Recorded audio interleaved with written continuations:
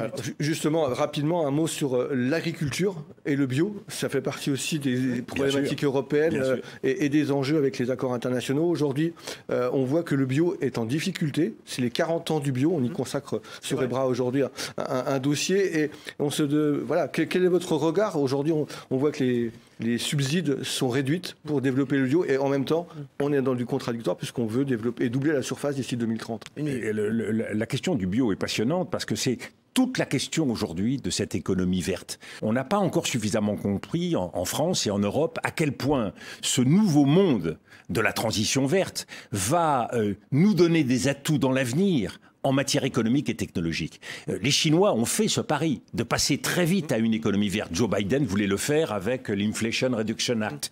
Nous-mêmes, soyons conscients que c'est un nouveau monde, une nouvelle économie dont nous allons entrer. Donc oui, le pari fait par nos agriculteurs d'avancer davantage vers le bio, le souci qu'ont les Français de leur propre santé, tout ça... Eh bien, c'est une erreur. Et de ce point de vue-là, oui, il y a un grand débat public qu'il faut maintenir. Nous ne devons pas, même si nous devons être conscients qu'il y a effectivement des risques d'affrontement sur la question écologique. On le voit avec les ZFE, on le voit avec les zones d'artificialisation des sols. Mais soyons capables de trouver cet équilibre et surtout de ne pas perdre ce cap humaniste et écologique qui est l'avenir de l'humanité. La une.